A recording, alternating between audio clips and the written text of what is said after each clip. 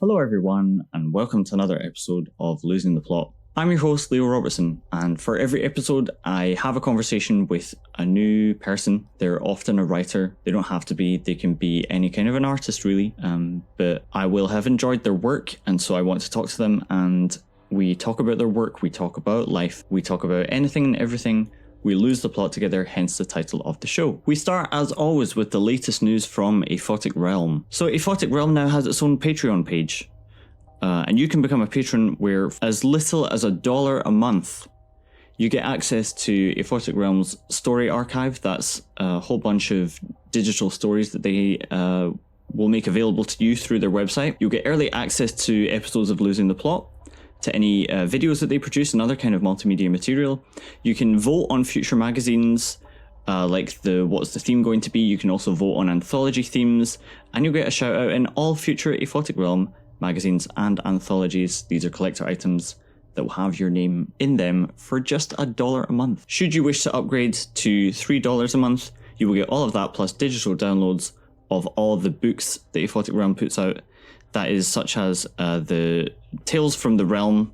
That's that was the anthology of best stories from year one. There's Grim Dark Grimoires Volume 1. That's an anthology of grim dark stories edited by A.A. Medina. That's going to be a series, so you'll be able to get more of those, I'm assuming. And you will also get the latest anthology, which is an anthology of Appalachian horror edited by Bo Chappell. And that's the second piece of news that I have here. Let me tell you about this anthology of Appalachian horror. The woods have many secrets, but uprooting them has its consequences.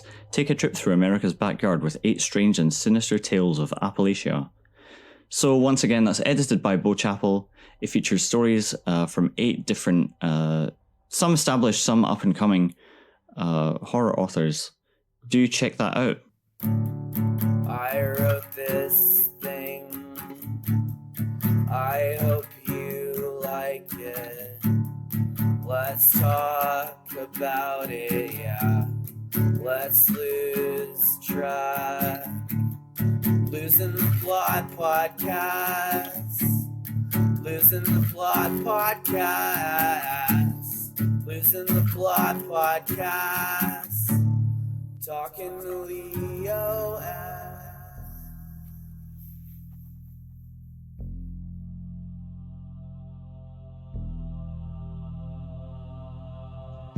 This episode we have 2 return guests. They are Zak Ferguson and S.C. Burke. They've both been on the podcast before. They've never both been on the podcast at once.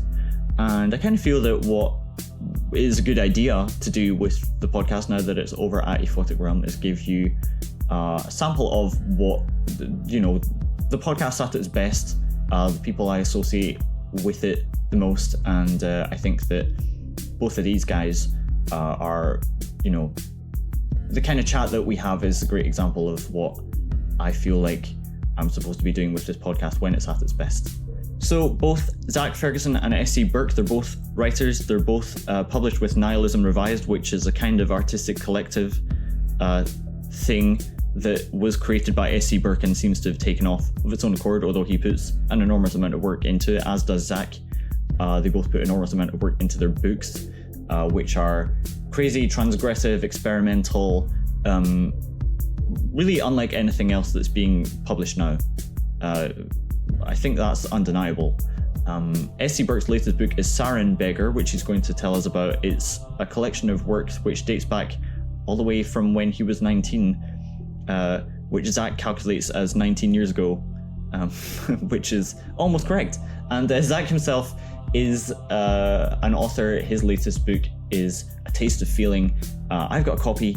It's, all NihilismRevised books are really beautiful objects. There's so much love put into them, and there's really nothing else like it out there. Regardless of the great work that they're doing with NihilismRevised, I think that, both of them are very reliable sources for interesting, insightful conversation about writing, publishing, the creative process, about being a human in general. And so that's what we did.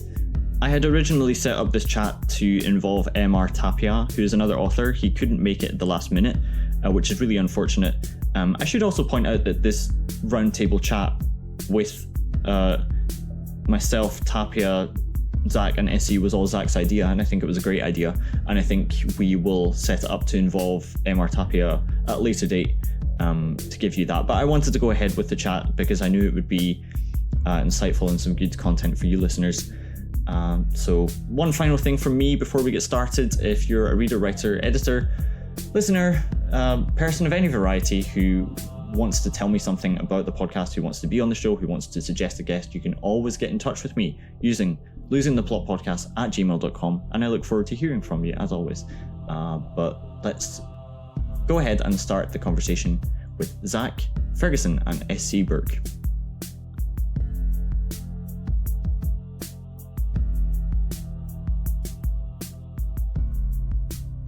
Hiya. Hello. How are you doing? How are you? I'm good, thanks. How are you? I'm good. Hello. Hey. Oh, you lovely, beautiful gents. How's it going? Yeah, pretty good over here. How's it going over there?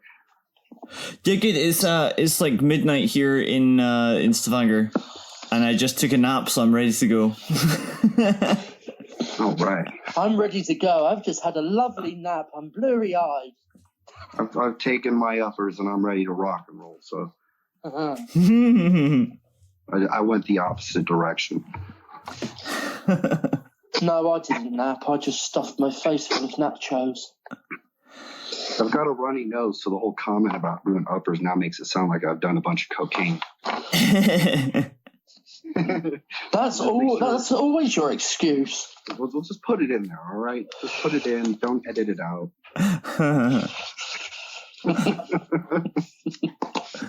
Dear. We're going to join in just to make you feel all right now. Oh, good. So what's been going on? What you guys been up to? Living. Nothing. I'll let Zach go first. Sure. I'll let him entice us with his personal perversions. What have I been doing? The usual, the norm, existing, being on my best behaviour. Writing. That's good. That's the full extent. That's what we need, you on your best behaviour. Yeah. Keep me away from Facebook. That's right. I'm enlightened. I've seen the light now. We'll take your fucking thingies. Take the Facebook fingers away. Leave That's the right. regular writing ones. I'm good boy. I don't know what I'd do without you on Facebook, to be honest. That's going to be for your famous last words, Stephen. I don't know what I'm going to do without you 2 hours later. Why the fuck have I got like 20 people saying that you're carjacking in America, Zach? Have you been getting in trouble?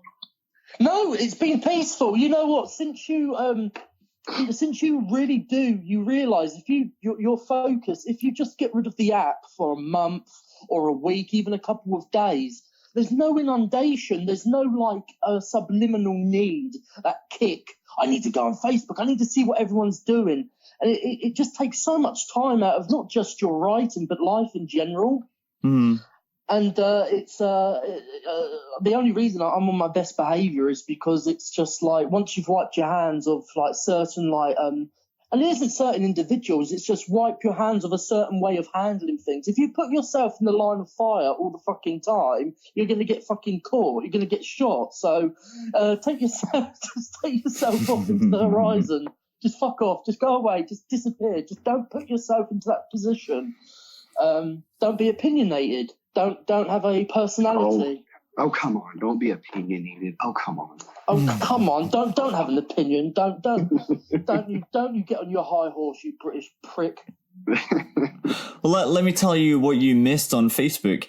Absolutely nothing. Nobody was doing anything. Oh, man, what a shocker. Shocker. You know, my friend Tom on MySpace was telling me all about Facebook and what's been going on. A bunch of nothing. I had a nice break from Facebook recently and came back to the plethora of it seemed a continuation of the string. It kept going. So I don't feel like I missed too much. And in my time that I was gone, I got to build myself a lovely little collection, in which I now get to recover from. You know, it's like a traumatic beating from my own book. And so I took to Facebook to find friends and found out that I was a few less. It's like every minute you're not on Facebook, they're now in your suggested friends file. So, or in my case, they're in your message requests, basically just basically asking you, "Hey man, why have you deleted me for like the 20th time?" I tried to delete my Facebook for a while, and I think that's what it was. Emails. What the fuck happened, buddy? Where'd you go? Did you die? I think that was just me. Probably. I was. I did send loads of emails to your directly to your email, because you just went offline. But this is how like I'm in adoration of you. If you're gone offline for an hour, I'm like your jealous ex-girlfriend. I'm like, where are you? What are you doing? Well, I'm just fluffing my ego with you. That's all I do. I know if I starve you long enough, my ego can start to be fluffed, and that's actually how I create. That's how I write books. Is I fueled on the ego you give me. Oh, bless you. That's not healthy, but I'll go with it. This is a terrible start to a podcast. We're rambling on about nothing. What was the question? That's the whole thing. What have we been doing? Well, I get it. Oh, there you go.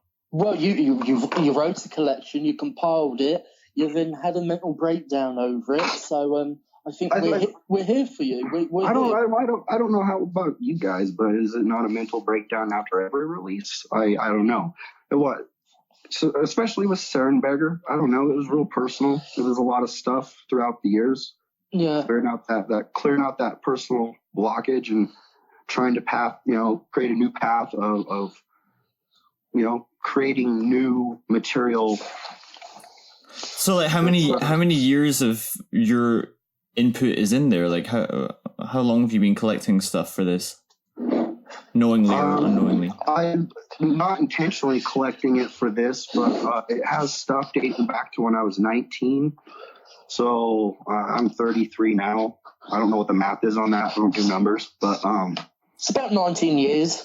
There you go. It's not a plethora Close enough. But I tried to find I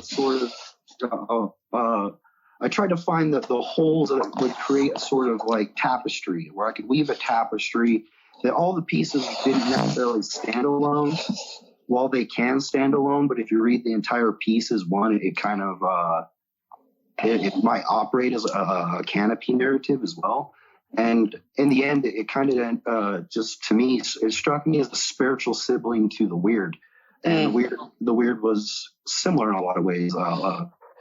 Transgressions in experimental forms in different ways, but there's a lot of. I feel like there's a lot of that grow into it. It is very much a companion piece. But what I'm finding reading it, usually when reading your stuff, I'm very much able to we always talk about this, like that reading experience. It's entertainment, but then there's parts where you really delve in deep. I'm usually able, when reading your work, I go in full, I pick it apart, I analyze it, and the whole experience, the whole analysis, it's there as one thing.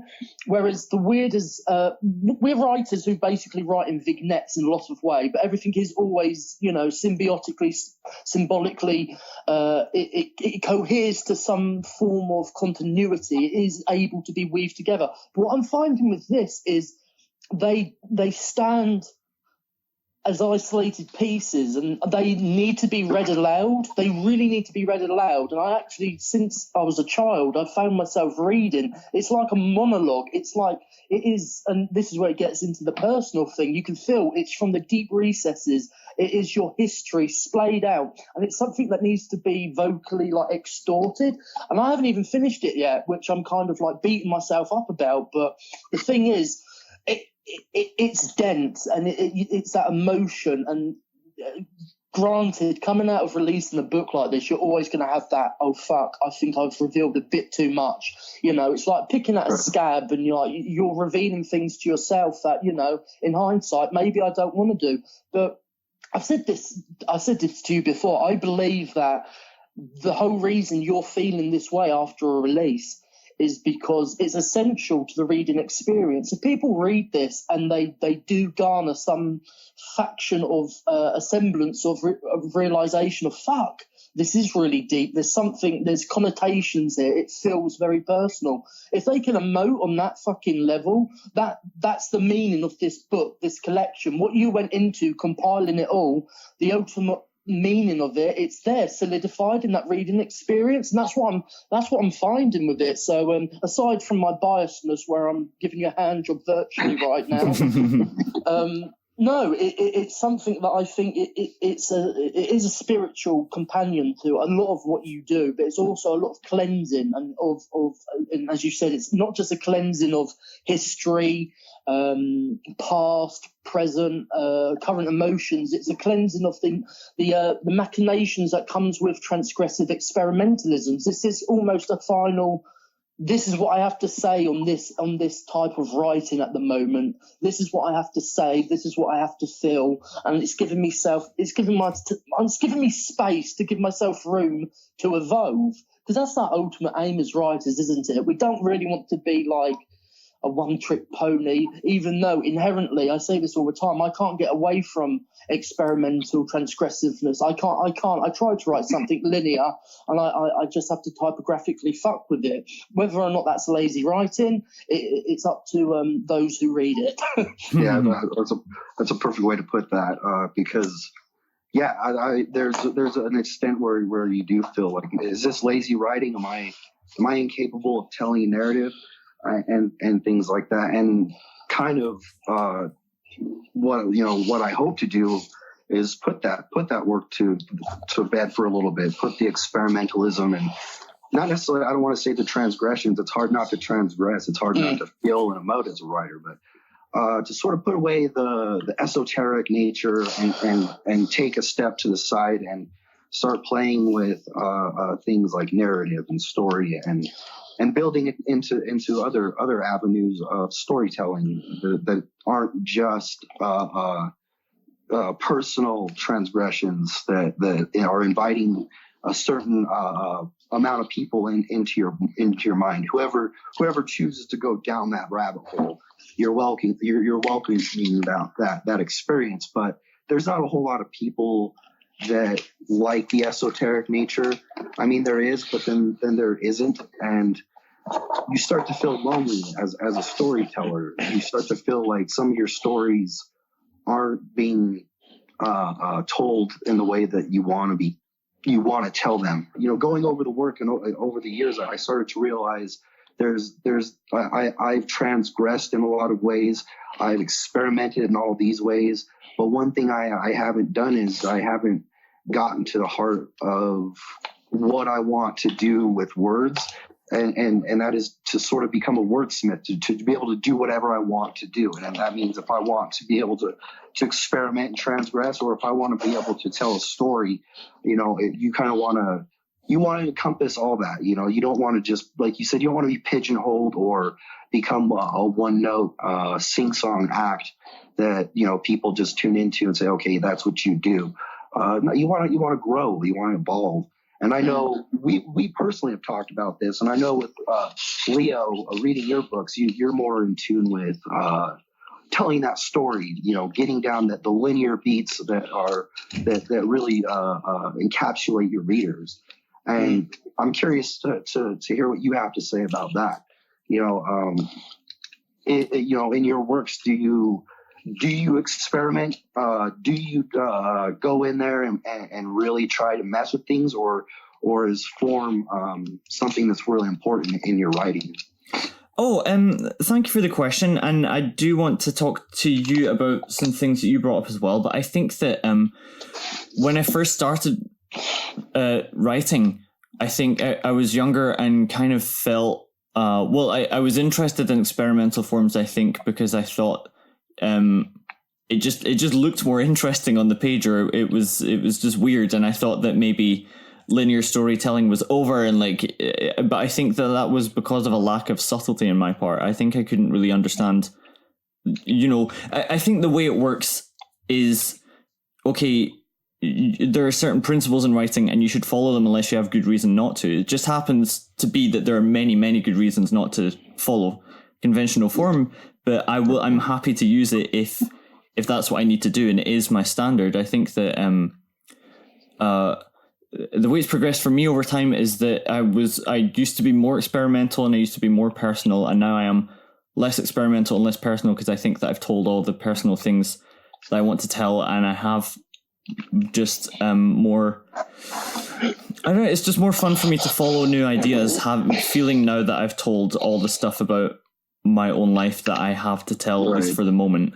And to touch on your most recent Jesus of Scumberg, that book, you really felt it, and I speak to the nature of the form, because the fact that it's structured and the fact that you took the time to really put in the technical aspects there to tell the story, it makes everything more effective. It makes things, when you feel them, you really do feel them, and it's kind of like on the opposite end of the spectrum. That's kind of what I guess Zach and myself, we try to do in experimentalism, is really try to get to the raw, visceral way of getting emotions or making the reader feel what you're feeling. But you've managed to do that with the technical prowess that is kind of opposite of the wily, just fuck it mentality that comes with some of the works that I know I've put out recently. I have a great respect for your writing, and really for anything if it's done well and if there's a good reason for it. I think that if you're taking Jesus of Scumberg as an example, or just my mentality towards writing is that if you structure something in story form, it typically is the thing that generates the most meaning. And what I'm interested in writing is how to generate the most meaning, I suppose, in the densest amount of words. I think in Jesus of Scumberg, it's kind of semi-story based in the kind of way that I think I'm saying, look, I could do a story if I wanted to, I just don't really feel like it. So I'm like, there's elements of story thrown in there just so that to show a reader that I know how to use them if I felt like doing so. But I think that with that story, it's about meaninglessness, so it has to be chaotic in that respect. I think that the world of that story is in line with what it's trying to tell. And I think that if the writing of both of you is very much about raw emotion, then it doesn't need a structure. And I think that there's a place for all kinds of writing, and it sounds like you've chosen the kind of structure that's or lack thereof that's appropriate to what you're trying to write about. That's a perfect way of putting it. I'm just sitting here smiling, nodding. I've been realising I'm not in the same room as you fellas. So you're probably thinking, oh my God, this is really rare. Zach is keeping quiet, but I'm sitting there just enjoying it. No, the thing with, I'm always beholden, and I love storytellers who have the capability to apply traditionalist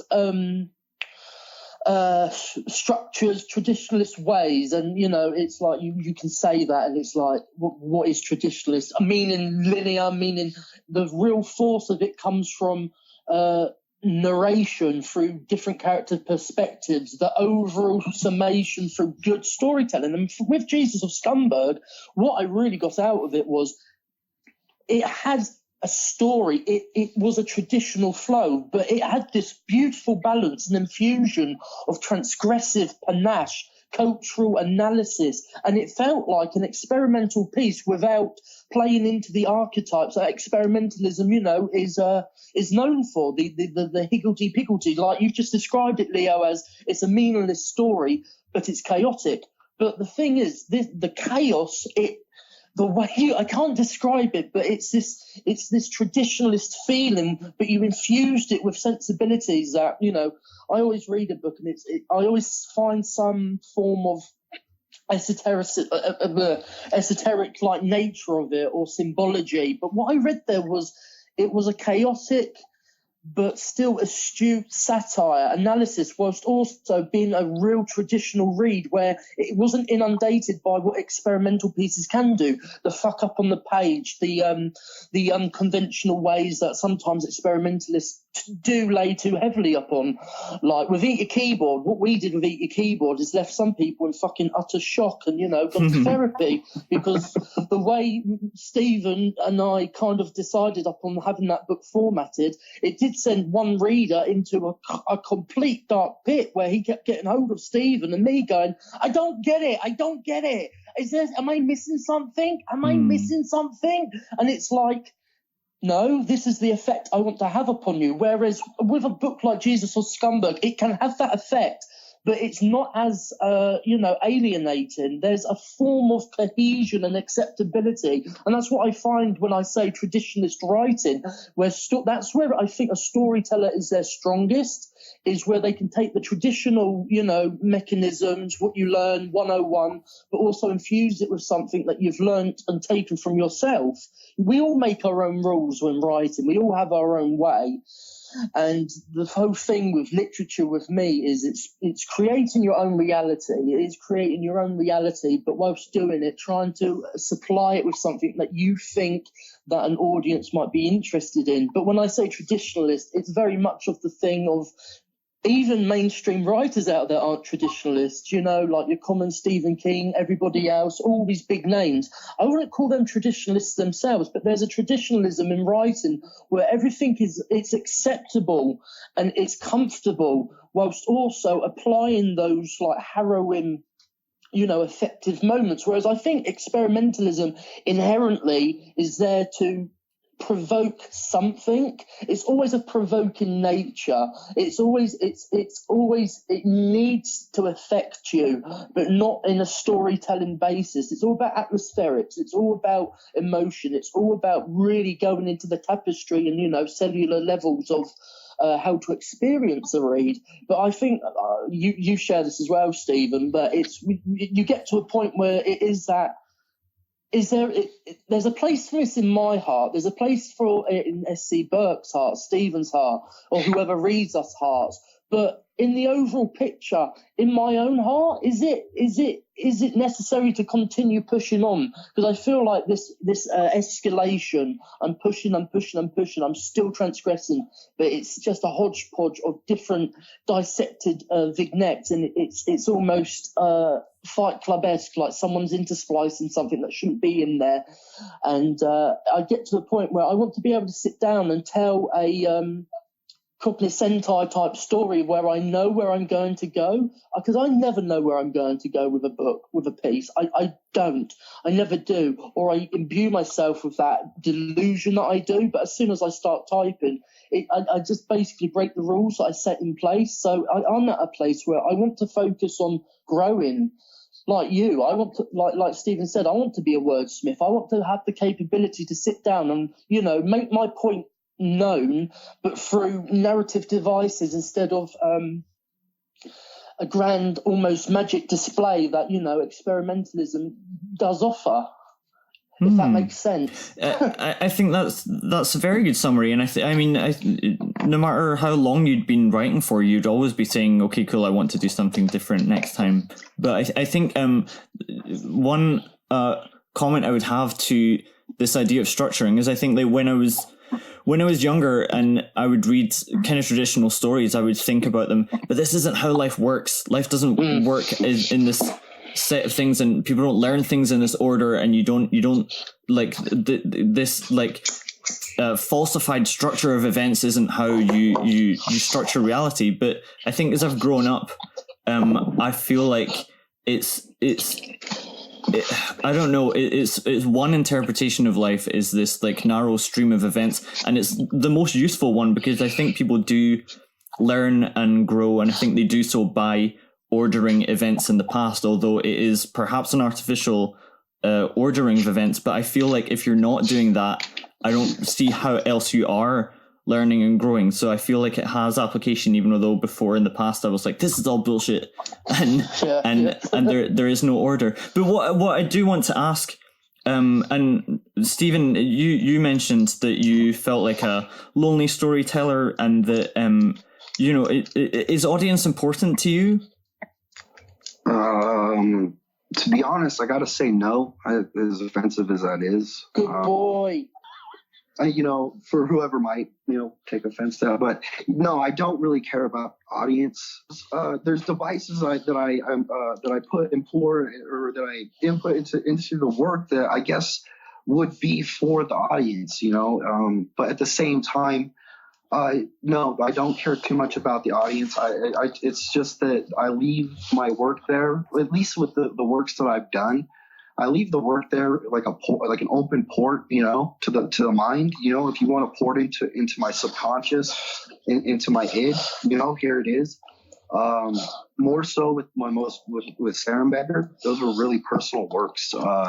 And when I wrote them, they weren't written for an audience whatsoever. They were more so therapeutic pieces. When I was dealing with sickness, and with sickness came side effects like insomnia, sleeplessness, all sorts of things. And I was just writing things in the heat of the moment to get emotions out, to get words out of my brain.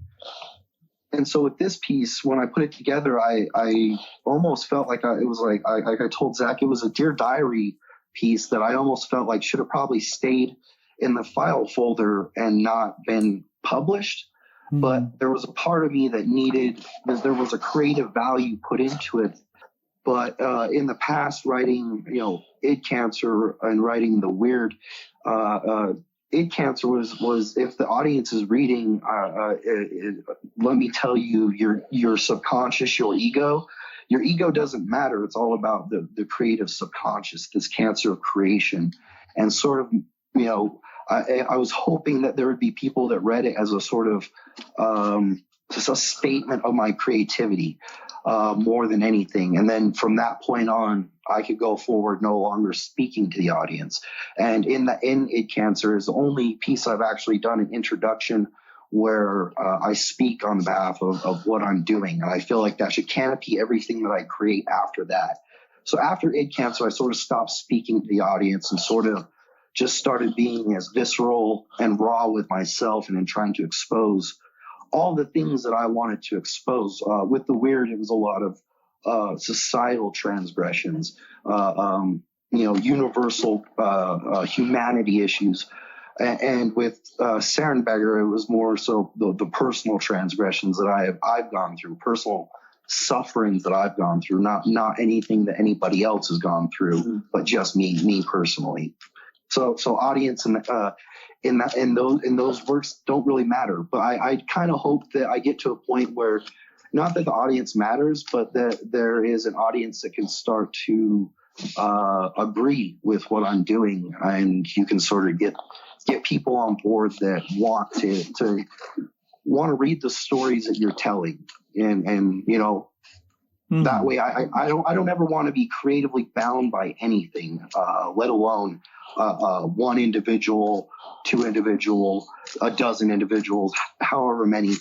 That's always my goal in creating whatever I do, is to never have any boundaries that control what I'm doing, what I'm able to do.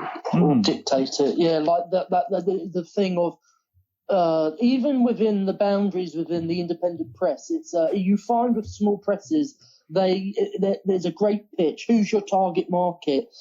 And I think we're at a place as independent publishers and writers where we go, anyone and anything, anyone who wants to read it. It's like, if you set yourself those guidelines to adhere to, you're conforming to an ideal that, it's alien by nature. It's conformity for the sake of it. And what does this make you feel comfortable? When a lot of small presses try to apply this, I know that they want to imbue their press with this, we're the place of horror, or we're the place of this genre, or we specialize in weird fiction. I know that you need a label, you need a genre, you need to specialize in something. But I don't like the rule where it comes into that you come into the world of independent publishing and people feel ostracized and alienated to a point that when you're coming and approaching publishers, and you're like, okay, I've got this story. They're like, who's your target market? And you're like, dude, we can't think like that. It's like, if you have the money to push my book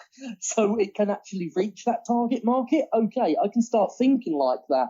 And I think a lot of small presses and writers really do. They struggle because there's this identity. You want an identity. You want a place and purpose, when what you should really be doing is just splurging on the page. You shouldn't be beholden to this imaginary audience. And ego is such a huge thing about it.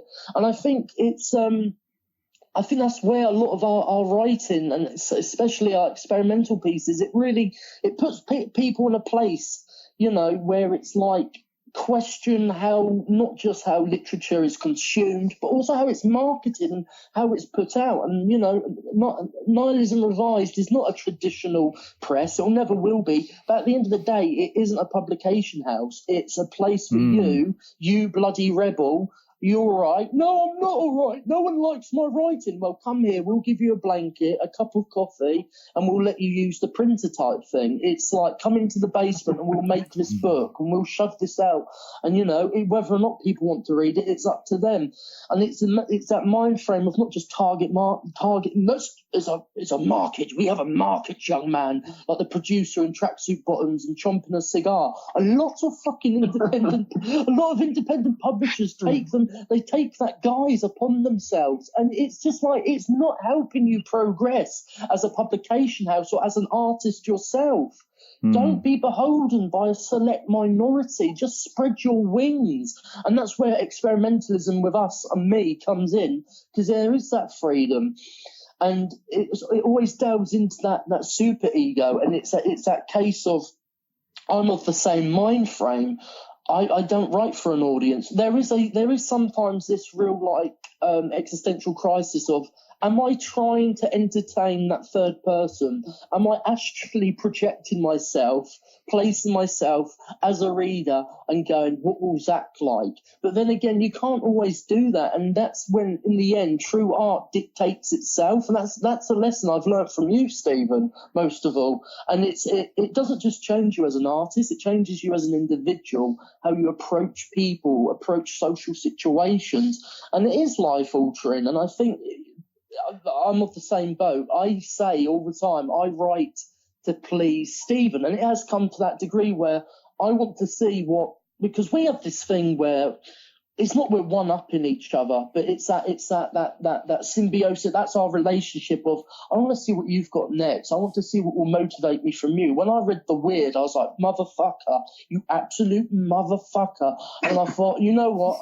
I'm going to try and do something of this ilk. And then A Taste of Feeling existed. Like, I think what's really good about the expectation that a publishing house should find its genre and everything is, you're saying that this is what you're supposed to do, but people have disregarded the underpinning reason that people do that, which is they want money and an audience. If you don't want those things, you don't have to do those things, and then you get to reap the benefits of not chasing those things, which is like the chaotic art. I think that's really brilliant, and I think that when it comes to like what people have told me to do with my writing, if I ever get a compliment, it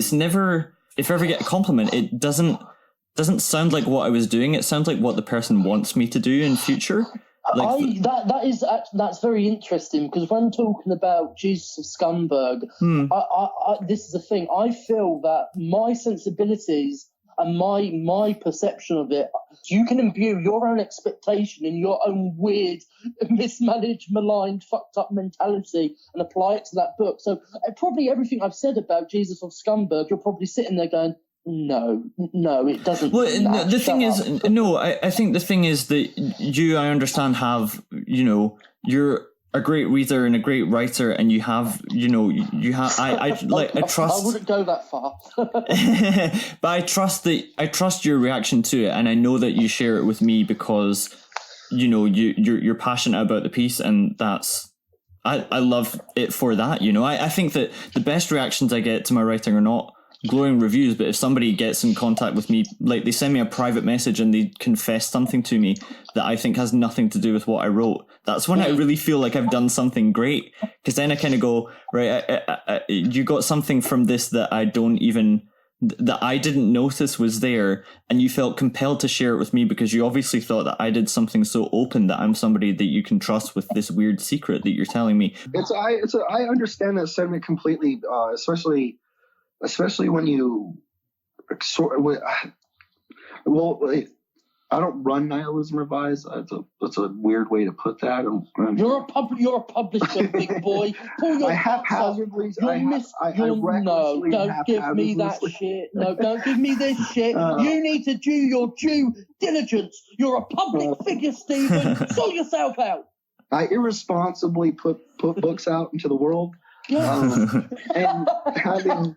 having that role, you get a lot of people who do they tend to write you things that they cater to what they think you want to hear, or or like you said, they tend to open up a little too much, and that's where I've experienced the most trouble in my publishing, not really a fucking career, but my run in publishing is, when people start getting personal and opening up to certain secrets and getting too personal, is when things kind of get a little dangerous in terms of I don't know if I want to be here, and I don't know if I want to be a part of this conversation. This is where I kind of want the distance between audience and me, and that sort of ambiguity, that whole factor.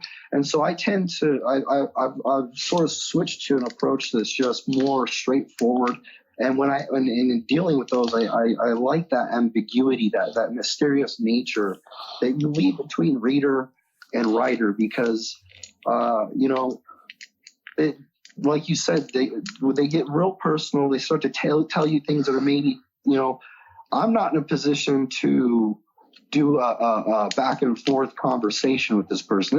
This person needs to see a therapist, or, talk to somebody that's a little bit more personal to them maybe, but definitely not me as a stranger, because you read something in my work and understood it as this. And I speak to that because a lot of people have read the weird, and as a knee-jerk reaction to the weird and its content, because it is dangerous content, it attracted dangerous individuals under the guise of writers. Yes, they did write material. They wrote, in some instances they wrote good material, and it was dangerous material, but they were very dangerous people themselves in what they wanted to do with their writing, and some of the things they would talk about or reveal.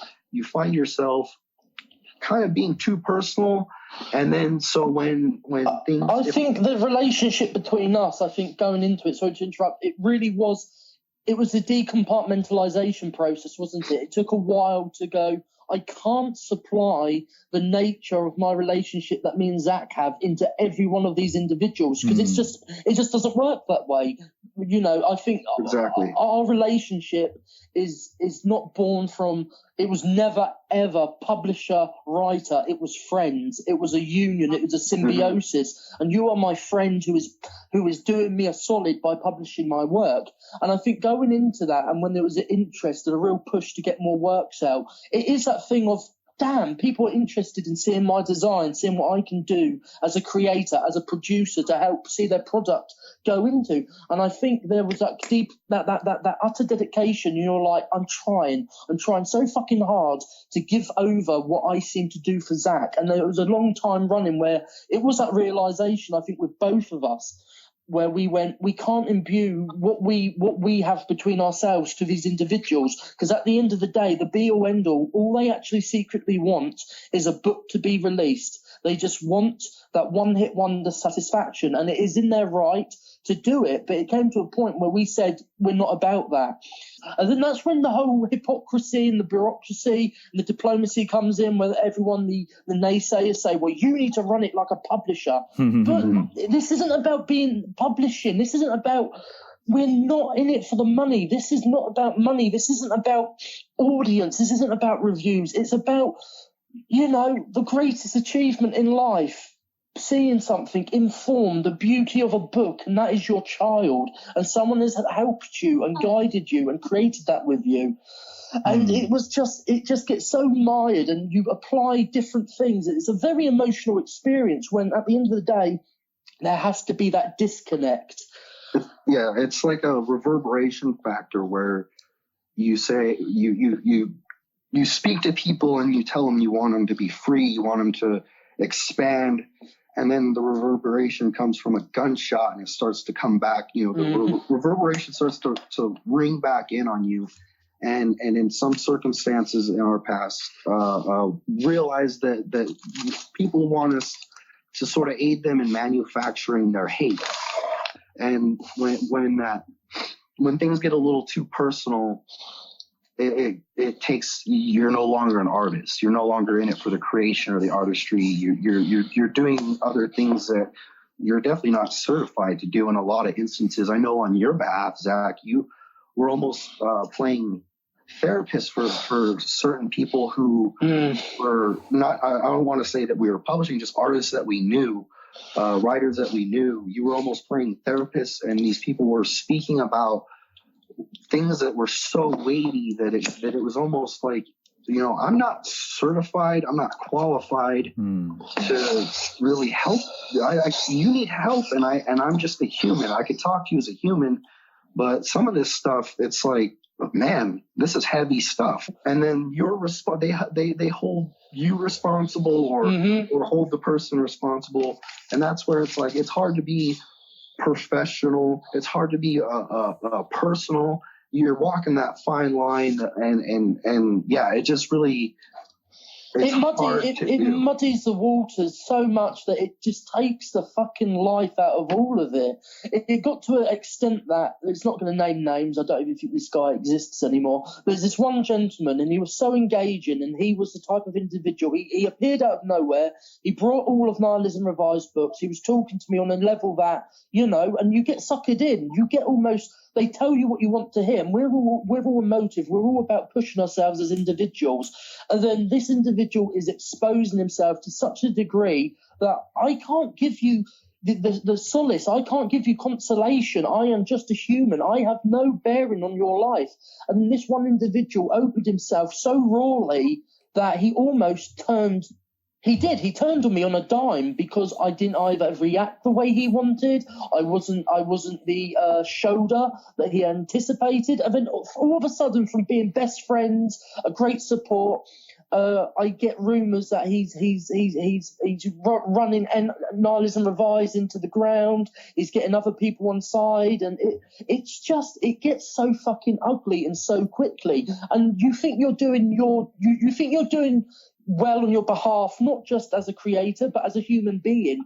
And then these people just turn on you on a dime, and it takes so much out of it. And that's when I kind of just decided that I don't want to be this muse. I don't want to, because I don't have any stakes in the editing within Nihilism Revised, but I was very much the philosophical editor, like you say. There was a lot of writers that I spent almost a good year massaging, building up, and then they once they've used you, they drop you from a great height, and there's no solidarity, and you think that you have these relationships and there's something pure and sacred, and it's never going to live up to me and my Stephen. So you know what, everyone else can fuck off, me and you against the world.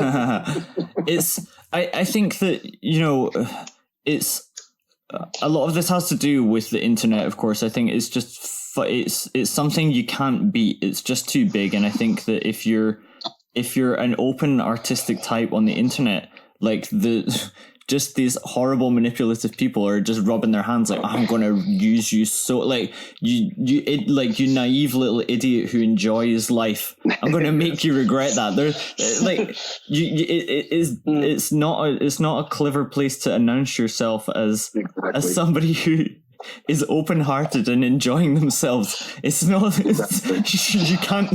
You should be hiding. It's not. But I think we all fall into that trap. I certainly have. I'm too sincere. Yeah. Well, that's great. You should continue to be so. It's just it's very difficult to I think there is a core self that you can just maintain over time no matter what happens to you, but it does you unfortunately have to put the guards up, but not because you've done anything wrong, just because of the nature of the way the world works. I think when I was talking about my own art and when people get in touch with me with their stories, it was like it was only appropriate stuff that I liked from people that I like was vaguely friends with before, at least in some capacity online, and it just kind of them having read my book pushed our friendship a bit to the next level. It wasn't like they were oversharing, but certainly like when I was, that's natural, isn't it? That's such a natural thing. That is real. That's where the solidarity comes. They're not getting hold of you because they want something out of you. They don't want to gain by telling you what you want to hear. This is something that's, hey, I really got something from this, and it builds. That is where friendships grow from, and that is so natural. But because of the way the internet is, it does make you a pessimist, especially if you've been on the bad receiving end. And I think age comes into it a lot. I'm only 24. I'm naive as fuck. I tear my heart out from my chest and like offer it to them, like, please sup on me, taste my blood. And then if they bite you can't talk to me about when I was 24. So we won't talk about what we were doing when we were 24. You won't. Who didn't do that at that? That's what that age is for. So don't beat yourself up because of your age. I remember there was this guy at work who just like started telling me that he wanted to have an affair. Just told me this on a walk home, and I was like, wow. I had that. Yes, I had that. Yeah, right. And then I was just like, wow, why are you telling me this? And he was like, I don't know. You're just so open. But then I thought how wonderful that is, because this guy is obviously telling me because he understands that this is a problem and doesn't want to do it. But then that guy every few months would check in with me and gradually ended up having an affair, and I think was just using me as a sounding board for he was just waiting for me to he was excusing himself at me, and I think he was just going to keep until I turned on him and was like, what the fuck are you doing? I obviously don't approve of this. This is bad behavior. This has never worked out in the history of anyone ever doing this. Life has never gotten better as a result of your behavior. And then he shut the fuck up. But it wasn't. That's the perfect metaphor though for a lot of what we've gone through. I know for Zach and I at least, but it's a perfect metaphor. Is exactly that knee-jerk reaction of where people lean on you, and then it's not really for anything other than they're going to do what they're going to do, Yeah. But, you're kind of there, and they implicate you in the responsibility in ways. And I know that to roll back to some of the things said, there's a certain awareness on my behalf. I wasn't sure going into this year if Nihilism Revised was going to continue to be a thing in the capacity it was, or to be a thing at all, because of a lot of things, a lot of the growing pains throughout last year, and a lot of realities towards reflecting on me as an artist myself, but realizing, having a sort of not really an epiphany, but just realizing what really matters when going into what you're doing with individuals and writers and artists and those conversations. It goes back to the friendships you make. It's like what we've been talking about when you start talking to people and the friendship grows, and oftentimes through literature, as people read your stuff or you sort of grow in a friendship through these individuals. And then there you feel comfortable, you feel comfortable with them. And so when it's like, hey, how about working together on a project? It's not really like you're a publisher and I'm a writer and I need you. We need each other and I need you. That sort of mentality. No, it's more of, hey, we're friends. You're in a position to do this, and let's work together. And lately, a lot of the people I've been working with are publishers themselves. They can go out and put their book out themselves, or they can have all the control in the world. But it's the pleasure of working with another publisher and just having that friendly, passionate relationship. So the pessimism doesn't always have to be there.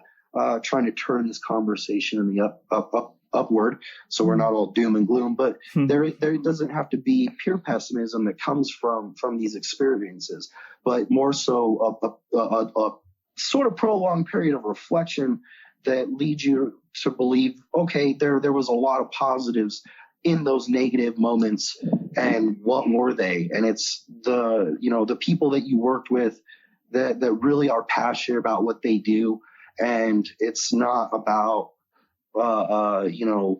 trying to get something from somebody. It's just it's a very equal trade-off. It's a very friendly trade-off. And going into that this year, I've been able to be incredibly happy in what I'm doing. Nothing has been stressful. Nothing has been as heavy. And I'm sure a lot of it is due to the learning curve that came with last year and doing so many books that came out last year, and learning how to work with all those amazing authors that we did put out last year. Now it's like, okay, now I know what it's going to take. I know the awareness. I know what those people who are just trying to use you, I know what they look like. I'm more wary towards them. When you get that random email or that random message that just immediately jumps into trying to, publish my words, publish my book. It's really, there's people that are very forceful about it. And, I've been fortunate to be able to sort of pull back mentally and perceptively and look at everything and see what really matters and embrace that and go forward with that, because a lot of that pessimism and that negativity almost made me want to stop doing what I was doing in the role of publisher. Because first and foremost, I want to write. I'm a writer. I want to create. I want to be an artist. I don't want to be sitting around pouring time and painless effort, or not painless, painful effort into books that I don't care about, and waste all this time doing that when I could be making my own books. And fortunately, I haven't wasted, all the people that were there to waste the time weeded themselves out. They never got published. Their true selves really showed, and they were able to, excuse themselves less staged. For a period of time, the attraction of all that negativity really made me second guess what it was we were doing. I wasn't in the mentality that I think maybe a lot of independent publishers are in, which is they want to be in that role. And this one, it's not to say I don't want to be in this role, because I very much enjoy making books and all that and collaborating. I love it, but it's not my main prowess. It's not my sole prowess, and it's not my driving force in what I want to do in this world. It's more secondary to the writing. So it really took that special sort of coaxing to say, okay, let's go forward. Let's continue with Nihilism Revised. Let's continue doing what we do, and just try to do it and do it better, and that's just, continue forward with our heads down and keep doing what we're going to do. Don't take the criticisms that clearly aren't true. You know when the criticism against you are true or not. As you know, like, something very tragic happened in my own life, and like when I knew other people knew about it, and they would act exactly the same to me as if like nothing had happened at all. I was like, well, I can't take you're a dick, but I can't take it personally, because there's nothing I can do to stop you being a dick. Like, it's just I just happen to be in your line of fire. I could be anyone to you, so, but dicks gonna be dicks, it's not your fault. Dicks are dicks. Dicks are dicks. It's not your fault, and there's a lot of them. There's a lot of them around, and it's exactly. It's like you said, the internet's a big place. You can't fight the internet. You can't beat it. You can't. I think like if you're fighting it all the time, you're just always going to lose. And I think that's the greatest learning curve. It's just don't fight it, but also don't try and work with it.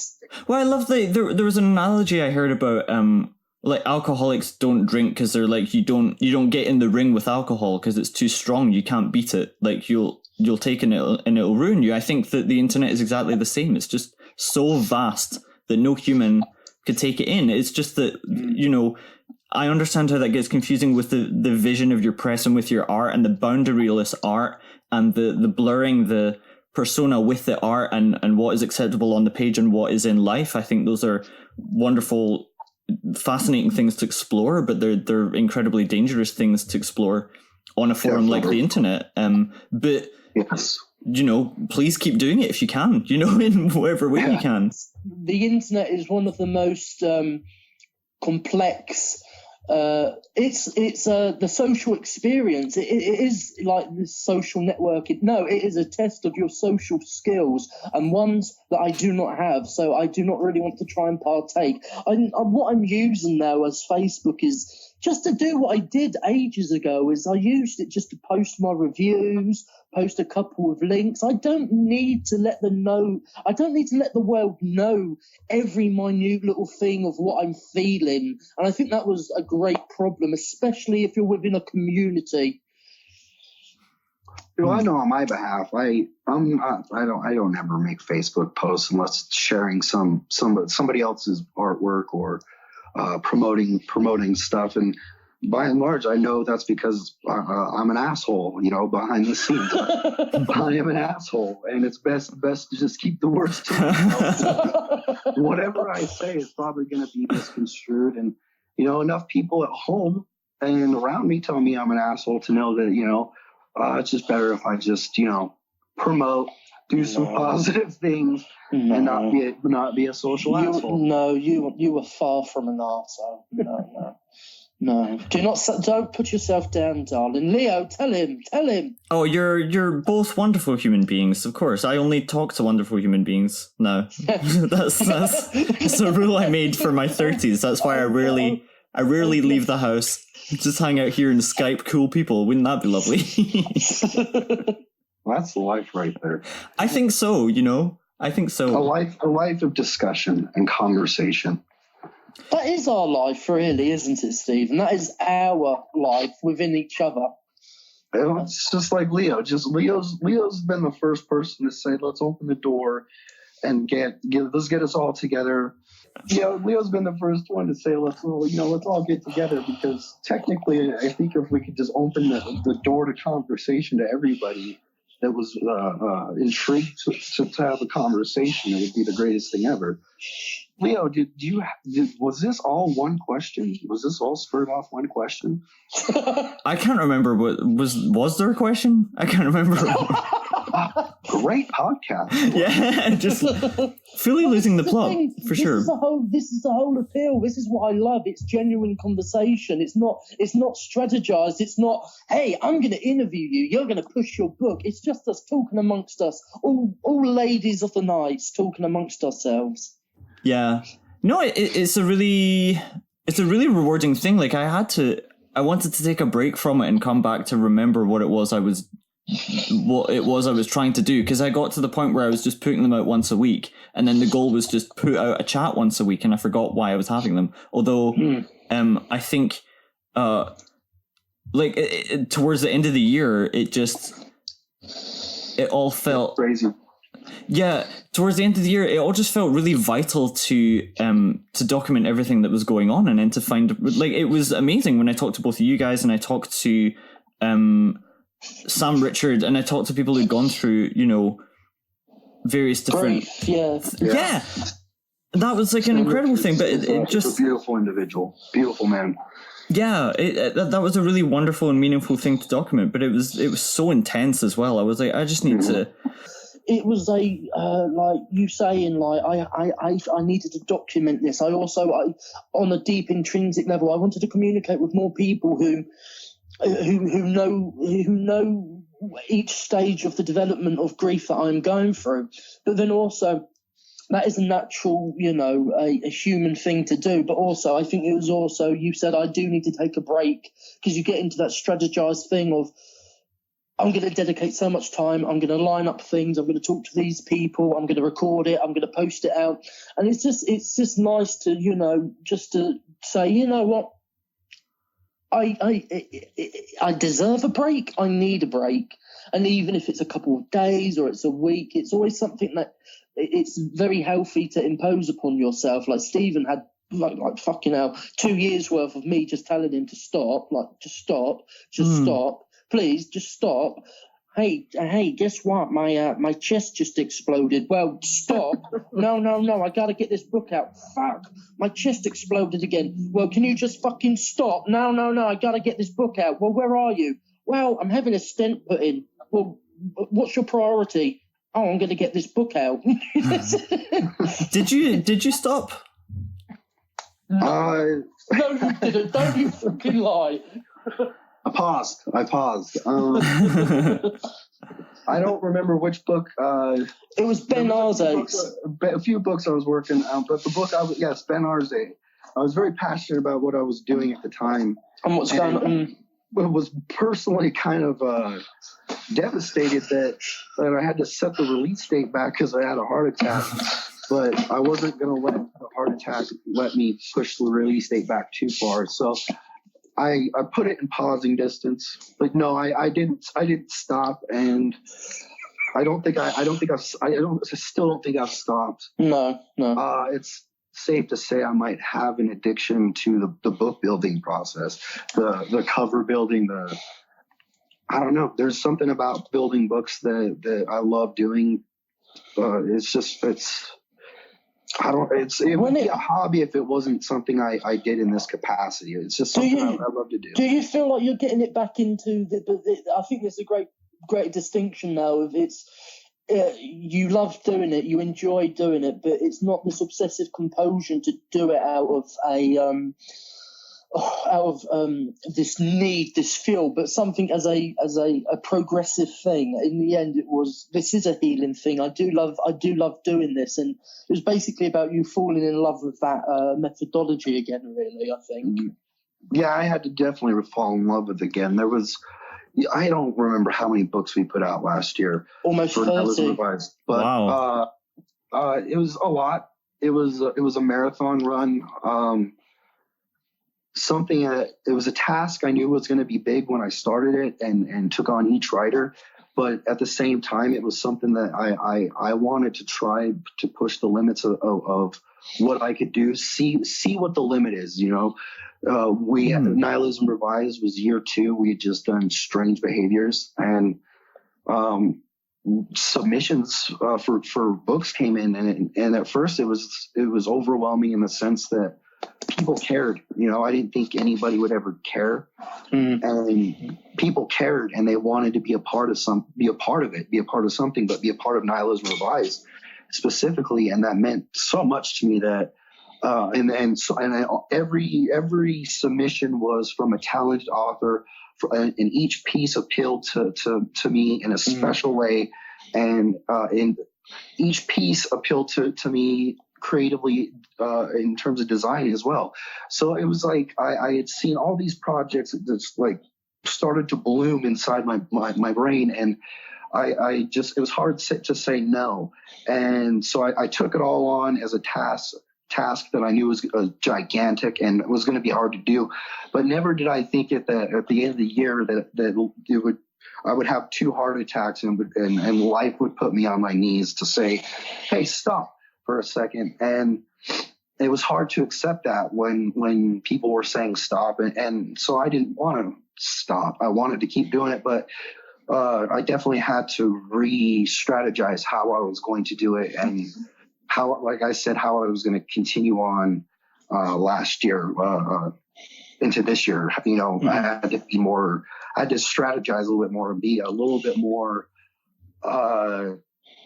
resilient towards the fact that I am looking for a particular sort of relationship with the people I'm putting out works with. And like Zach said, it's not really genre locked. It's not any sort of type of writing. It's not, nonfiction, fiction, poetry. It's literally anything. I love all forms of it. And it's really what the author's trying to get across and how well they're trying to do it. And how well we can do it together. And now I'm going forward and making sure that everybody I work with knows that I'm not doing this, that you're the boss of your own book. At the end of the day, when you work with Nihilism Revised, it's not me. I'm here to work with you and make sure that we do this right. But, I also like to ask that people give me a chance at designing a cover and giving the Nihilism Revised experience in its full capacity. But if people don't want to do all that, or Leo, like with your book, it was a book that was completely conceived and built within another press, within Hindered Souls Press, and that was something we didn't want to change whatsoever. It had so much hard work and passion from people that came before and that were a part of that press, and as a celebratory thing to sort of say, hey, Hindered Soul, this is a Hindered Souls press release. But, that's what it was in my eyes. It just happened to be Nihilism Revised, put it out because of the unforeseen circumstances that press had to close. But, that was the thing that made that release great is, we were friends, as well as, Manuel Tapia, and his friends with Zach and I, his friends of Nihilism Revised. As a press, we were friends. We supported one another. So it was a great symbiotic coming together under unfortunate circumstances, of course. But, we ended up with a great book, and it wasn't something that was a Nihilism Revised book at all. And that was something that I was completely proud of. That was something I wanted it to be what it was. And so there's those books that we've done in those certain regards, but they're few and far between. So I try to present that to people the best I can, but sometimes there's circumstances that say the creative end is going to be a sum of these parts. But that's that was a release that I birthed a great relationship between you and I in hopes of building another book release, as well as MR Tapia in hopes of building book releases and continuing our friendships and collaborative efforts going. What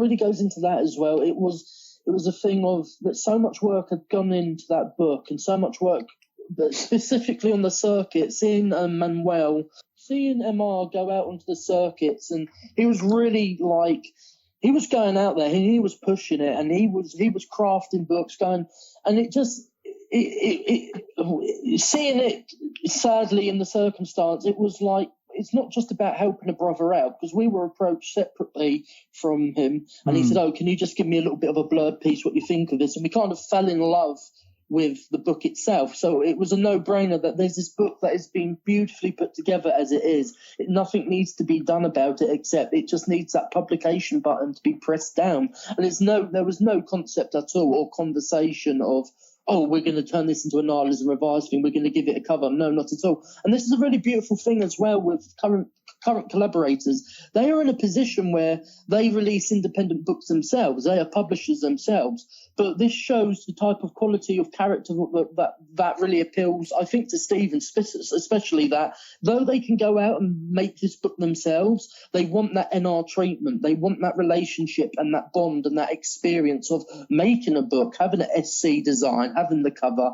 And, it's really come to a really, really lovely, positive place where those types of individuals are the keynotes in what really appeals. I mean, I can't remember when the news of Hindered Souls Press closing was. I think it was in November. At which point I was like, I think I've got more pressing things to worry about. I'm not and also this just seems par for the course. So I was like, all right, yep, that's also happening, I guess. But so when Manuel got in touch and he was like, oh, we're not going to publish your book, I was like, it's all right. Like, don't worry, we'll get back to this later. It sounds like we've both got other more pressing things to deal with. But I could tell that he was really devastated. Like it was a real labor of love, and he'd put so much effort into it, and I felt it was my book, and I felt even worse for him, really. I was like, that's he really had put so much effort into it. And then I thought, well, Zach and SC said such lovely things about it, it could probably be a Nihilism Revised. That was my very first thought, and I was like, right, well, when I can get back to sent when I feel like it, I'll get back in touch with them and well, as maybe soon we can as set I this up. found out, I'm without even going by Stephen, I kind of just said to you, I went, yeah, we'll take it. Yeah, but both of you. I mean, when we read it to blurb it, we got, it was one of those things when Zach and I, we were conversing, and it was like, man, Leo, we always talk about who people we would love to work with.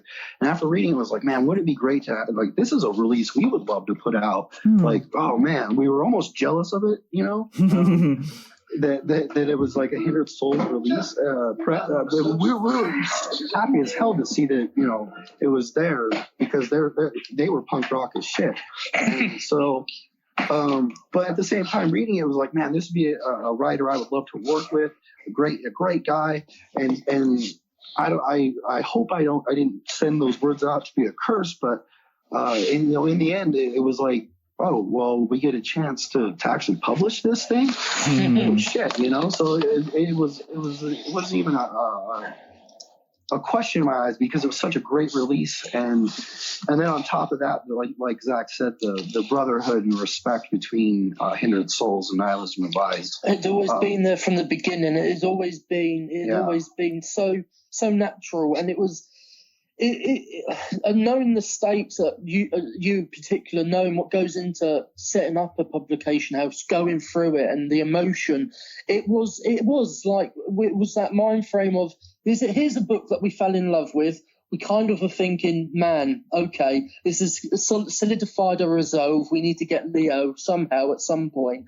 And then seeing a brother basically, saying, look, I need to focus on life. I need to shut this shit down. It was like, it was a thing of brother in arms. It's like, don't worry, we will pick you up and we will carry on what you've done. And it's those relationships that make this whole thing just what I love about writing and artists. Meeting you, Leo, kind of meeting you, Stephen. You're all right. I love you.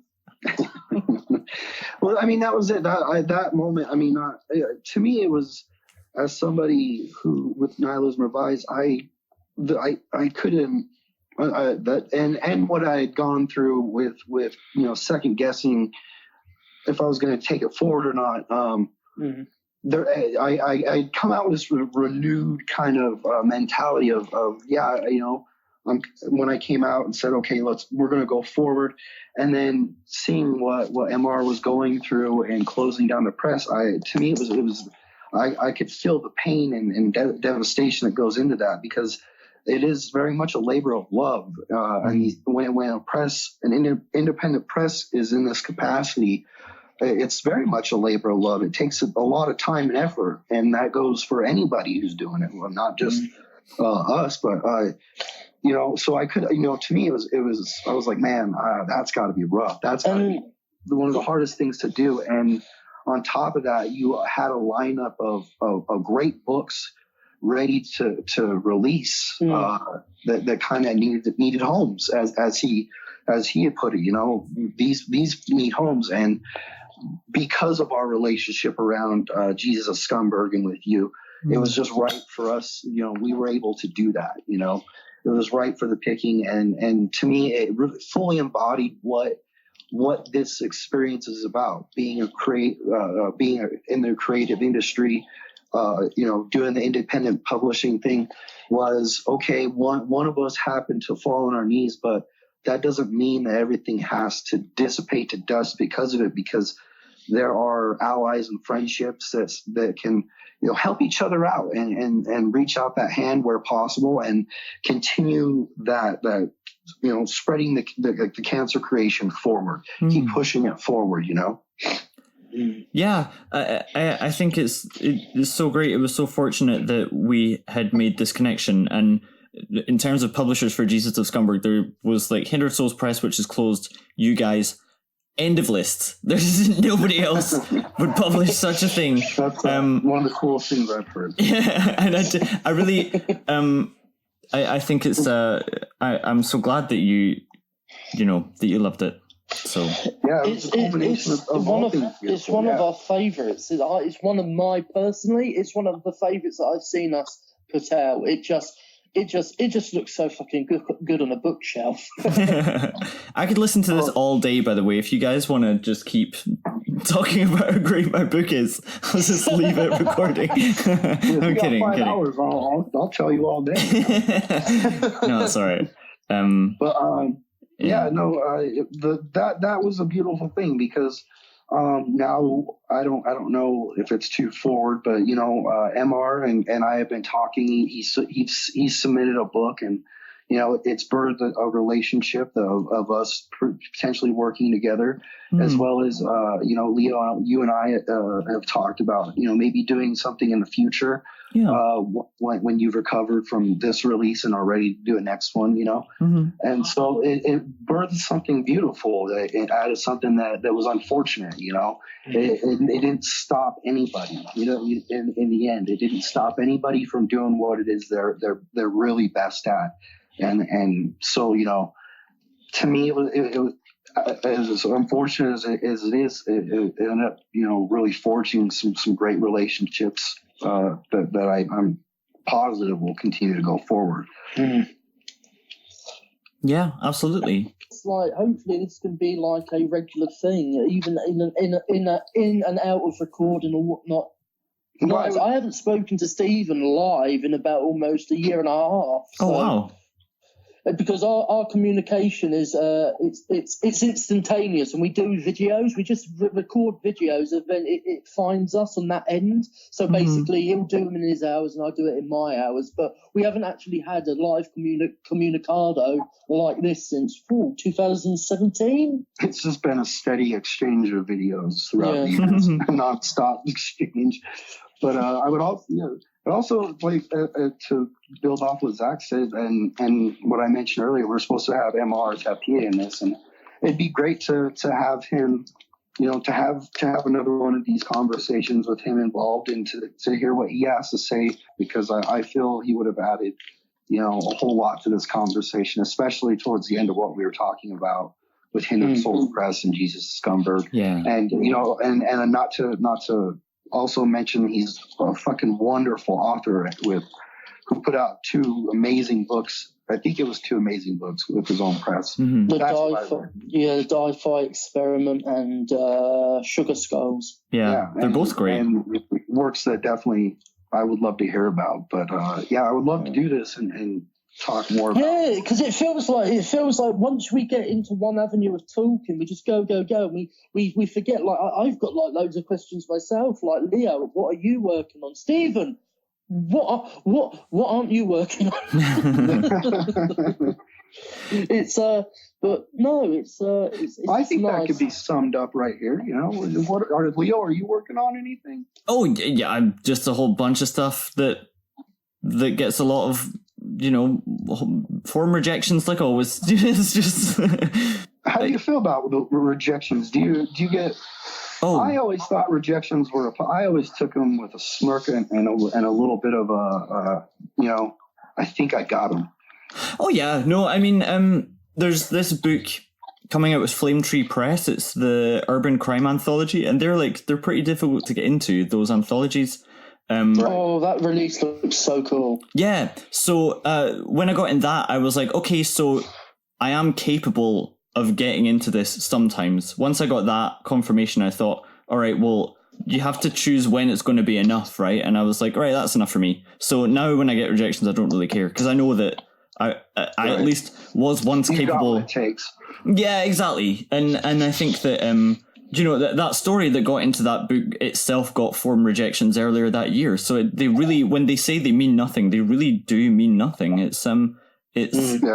I think that I've been writing for like 8 years. I've written a whole bunch of different stuff in as many different styles, and like pushing the limits of everything that I can. If there was a way to avoid them by now, I'm pretty sure, in a non-arrogant way, I just think I would have cracked it by now, and it can't be done. So it really genuinely is nothing to do with me or anyone who does get a rejection. It's like no information whatsoever. It's not the best information, which is an acceptance, but I don't know. It sounds like what we were talking about in our conversation is this kind of going out into the world with these creative pursuits and thinking of it as this massive world of promise, and then finding out that it's not what you thought it was, or something. I don't know. Am I going pessimistic now? It's just well, I was gonna say it's pretty well stated. I know Zach doesn't even bother because it's the frustration that comes with the rejections and people just saying how much they don't understand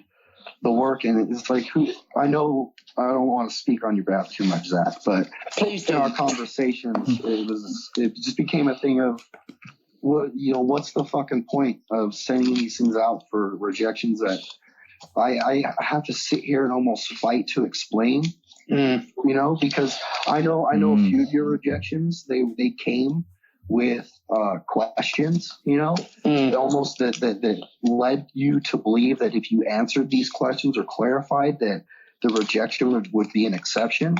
And only in the end to and that happened to both you and I, and only in the end to be dropped, have our acceptances dropped.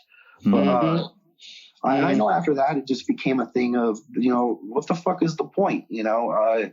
Why submit something I know somebody's not going to understand? Why submit it to that process? Yeah. It was. It's like a lot of people have said to me, like they've inquired, like, have you got aspirations beyond Nihilism Revised? And I go, my whole aspiration is to remain with Nihilism Revised because it's a place where I know that my work is going to be understood, it's going to be looked after, it's going to be nurtured, and that's my only home and my be all end all. And there's no oppression, there's no question, there's no pitch, there's no doubt. It's and ultimately, with a lot of the writing myself, I'm asking big broad questions myself. And when fucking you're putting yourself through this process where these people need you to speak on the behalf of your art, you're like, well, let the art speak on its own. It's exhausting. And then we've both been through that process where we've submitted short stories, and there's a muddied line behind who actually has control of the project. So we get the thumbs up, and then all of a sudden our work is being mutilated or raped, and it's like, well, I thought it was accepted. It's like, no, and I'm going to take a 40-page story and turn it into one paragraph, and it's like, you in the face of it are expecting me to not react to this treatment. And it got to the point of I don't want to submit beyond what I'm comfortable with, and Nihilism Revised is what I'm comfortable with and will always be as long as it's around. And when it's not around, there won't be any Zak Ferguson, there won't be any writing by me, because there's no one that I'd much prefer to cater for than yourself and those who get a kick out of what Nihilism Revised is doing. And a lot of pressure on my shoulders there. Yeah, I know. Nepotism, sycophancy. It's personification of everything I fucking hate. So, you say these things, and I feel it needs to be understood that there's a great amount of self. You put a lot of yourself in Nihilism Revised to a point that I feel like you've sort of earned that placement. You've earned it. You haven't just been sitting around, and letting me just pump out your work while you sit back and smoke cigarettes and do whatever British people do. I don't think Zach is a good example of what British people do. Perfect, yes. But no, you put a lot of effort, like you said. You put a lot of personal effort into the writers themselves, and whatever those writers may have to say. I know the process that went into it. I know the doubts that people come in with, and I know it's kind of hard to come into a press that's literally telling you that you're the boss of your own book, and you have complete unbound freedom in this experience. A lot of people go, well, wait, what? Well, what about this? What about do you do this? Do you have these confinements? And really, it's like you have your contractual confinements, but anything beyond that, it's like, no, we're putting this out to do whatever we want to do with it. So let's go for it. And you were very much in the trench, getting people's minds open to the fact that what this is really about, that you can actually go out and do something that is creatively unbound and get away with it. And so you put effort into building this company, as well as you put a lot of time and effort into building the anthology with me. And so in a lot of ways, you've earned that spot, to have that position to say, without nepotism, this is my home for my work. And, that I feel that should be known, because, there's not a lot of nepotism involved. You and I, we've come to our blows, our verbal blows, our mental blows, around our philosophies of how things are going to be done. And there's been blood involved, not literal blood, but not yet. Blood, sweat, and tears involved. Not yet. But we've fought through releases together, and so there's a lot of you in Nihilism Revised, enough for me to say you're very much my partner in crime. And despite how many people coming to me saying, what is Zak Ferguson's position again? What is Well, at the end of the day, you don't really have to fucking listen to the guy. Jesus Christ, At the end of the day, if he tells you to go fuck yourself, it's not like a professional, message. Go fuck yourself. That's what Zak Ferguson saying. Fuck yourself. And then that's when they turn to you and say, is this on the behalf of Nihilism Revised? Yeah. No, that's Zak. That's Zak. I did not say fuck yourself. Thank you for those kind words. I've taken myself out of that position at this point, because it took so much out of me, and so mentally, and then the backlash, and it was a position of, I tried so hard to do my best for a myriad of ways. Sometimes my way isn't best. I'm a hot-headed, pretentious. You're a human, and humans are flawed, and you were expected to be perfect. Yeah, I tried, and then in the face of it all, I'm an implosive character. But then when people are coming across to you saying, "Well, you need to put your Zak on a leash," that's where you're like, "What world do you come from?" What oppressive, society do you live in? He's a man free to speak on his own behalf. And it's not, my position is never hateful, but it's never hateful. It's always from passion, and it's always from disappointment that I've imbued so much of my philosophies, my belief, my passions, and then in the face of it, these people just want to move on to the next clique, the next community, the next fashion, the next hot thing. And the hottest thing at one point, and I'm not going to lie, it sounds narcissistic, it was to rip me apart. I saw loads of shit online like, I jumped on that bus for sure. I ripped you out. Yeah. That trend, I got in on that trend hardcore. Well, I added some laugh emojis to some outrage about you. It's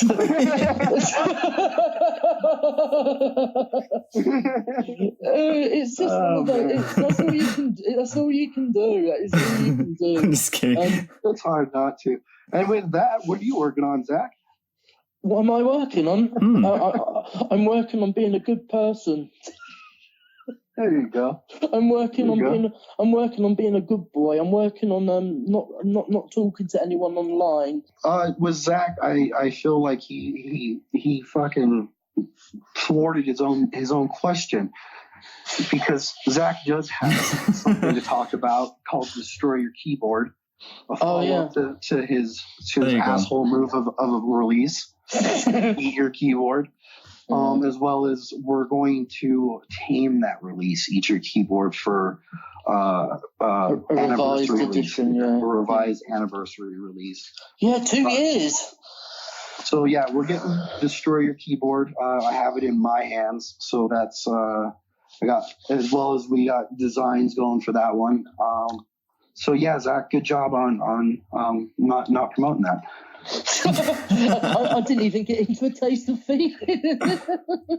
So Zach's up to things. He's more than living and staying out of trouble. He's getting plenty of trouble. I've seen Destroy Your Keyboard, and it is plenty of trouble. Yeah. So that's awesome. And tell us about Sarin Beggar. It's available now. Yeah, Sarin Beggar is available now. Hopefully cheap for what it is. From all good coat stores. Exactly.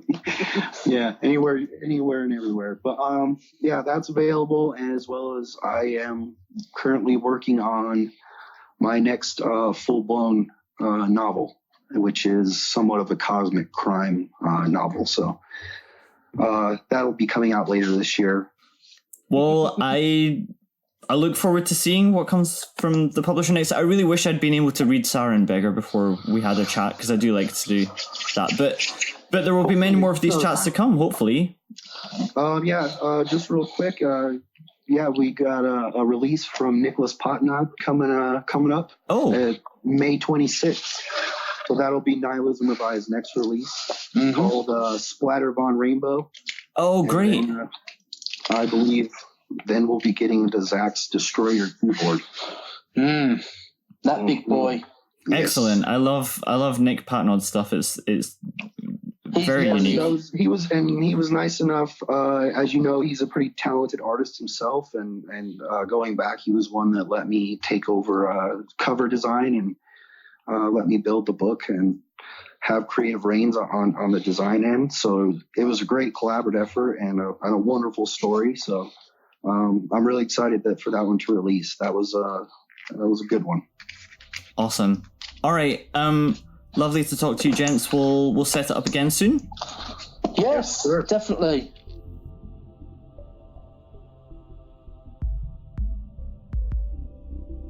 So that was Zak Ferguson and S.E. Burke, both authors somehow associated with a thing called Nihilism Revised, which isn't quite a publishing house, though books come out of it, and both of them put an immense amount of work into it and into their books. The latest from Zak Ferguson is A Taste of Feeling. From S.E. Burke, it's Sarin Beggar. I hope you'll check out both those books and the great work that's being done at Nihilism Revised. As always, if you are a reader, listener, writer, something who has come across this podcast and you have something to tell me about it, you can always get in touch with me using losingtheplotpodcast-at-gmail-dot-com, and I look forward to hearing from you. But that is all from me for now. So, until next time, bye-bye.